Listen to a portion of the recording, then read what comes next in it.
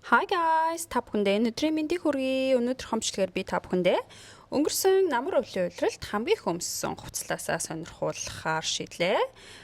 Би Австрали улсын Сидней хотод амьдардаг. Манайд одоо хавар болж байгаа. Хавар эхлээд ерөнхийдөө маш дулаахан болсон байгаа. Гэхдээ Монголд намар болоод сэрүүхэн болж байгаа учраас би бас охид бүсгүйчүүдтэй сонирхолтой ах болоо гэж бодоод өнгөрсөн сэрүүний улирлуудад ямар хувцалсан бэ гэдгээ сонирхуулж байна. За би бол ерөнхийдөө маш энгийн даруухан минимал стилийн хувцалдаг. Дээрэс нь бас би нэг өмсөн хувцас бол айгүйх давтаж өмсдөг төрлийн хүн байгаа. Нэг олон хувцас худалдаж авах маш дурггүй. Гэтэ бол яг эртөө таалагдсан хувцсандаа бас нэх мөнгө харамлаад байдаггүй гэж хэлж болно.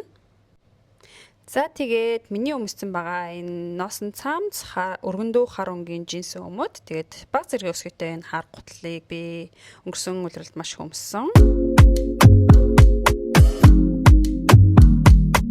Энгийн цэнхэр өнгийн джинс өмөд, дээгүүрээ зүгээр цулгаа хар цамц, доогоороо бас ийм хар бутинг өмссөн байгаа.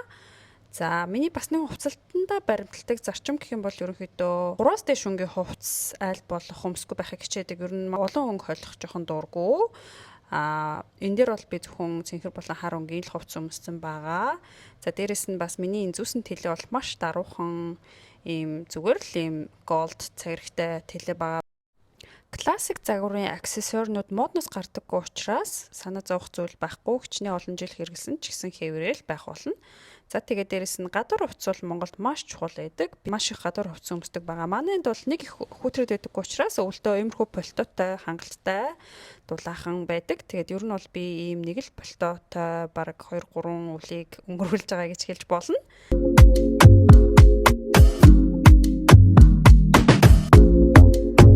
Энд бас нэг их хүүтрдэг учраас ийм ботинг дотор нь ингээд оймс өмсчихэд хангалттай дулаахан байдаг.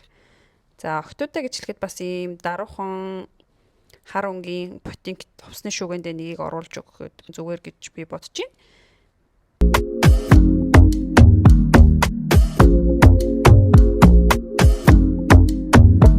За энэ дээр би бас түрүүний өмссөн байсан өргөн джинс өмдөн дээрээ саарл өнгийн носон цамц өмссөн байгаа. Ер нь би носон цамцанд нэлээд дуртай. Заримдаа бүр зуны хувцас авах гэж яваад носон цамц аваад гараад ирдэг талтай байгаа. Ер нь чанарлаг гоё юм энгийн носон цамцнууд надад маш их таалагддаг.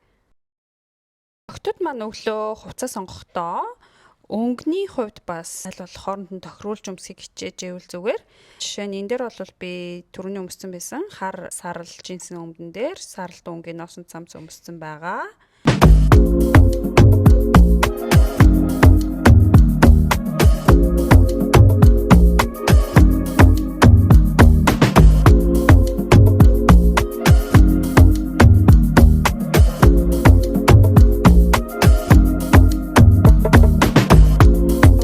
Бас нэгэн нэлээд их ач холбогдол өгдөг зүйл гэх юм бол гутал. Ерөнхийдөө манай монголчууд гутал нь бас нэлээд ач холбогдол өгдөг хүмүүс байх гэж би бодож байна. За манай австралчууд бол маш энгийн бараг л салаатай тавчигтай өвөл зунийг өнгөрөх талтай байдаг. За энэ бол бас миний өнгөрсөн намар өвөлд аягүй өмссөн хувцлалт байна. Жохон өргөн дөхөн цэнхэр өнгийн джинс, тэгээд дээгүүр нь бас носон цамц өмссөн байгаа. Хар хөхөнгийн носон цамц өмссөн байгаа. Ер нь бол аягүй даруухан энгийн гэж хэлж болно. Энэ дээр бол би зүгээр юм носон урт хар палаж. Энэ палажийг би бүр аягүй олон жил өмсөж байгаа. Ерөнхийдөө юм чанартай, өөртөө таалагдсан, би дэвтэйхэн хувцас авчгаар маш удаан өмсөгддөг. Мэдээж бүх хувцас маань хар байгаа учраас би шаргалтын өнгийн байг өөрсөн байгаа. Жохон баг зэргийн өнгө оруулж өгсөн гэсэн үг.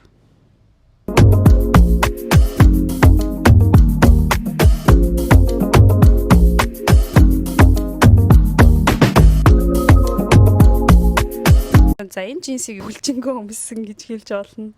Би нэг юм өргөндөө хардуу джинс авъя гэж бодоод тэгээд энэ джинсээр л бараг за үл намрыг өнгөрөөсөн гэж хэлж болно. Би бол ерөнхийдөө outfit repeater буюу нэг өмсөх хувцас байнга дахин давтаа өмсдөг төрлийн хүн байгаа.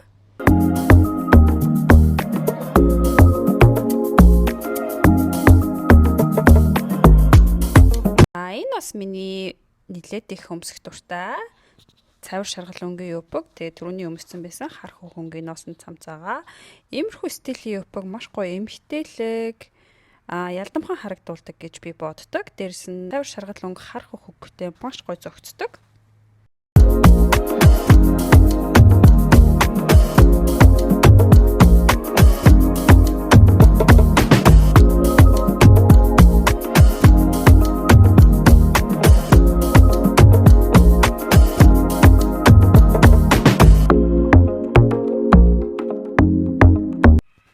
За зарим өдөр бас би бүхэн гоё эмхтэлэг, дэгжин харагдмаар санагдахгүй байдаг.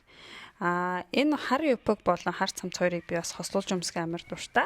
Маш энгийн боловч гоё классик харагдуулдаг байгаа.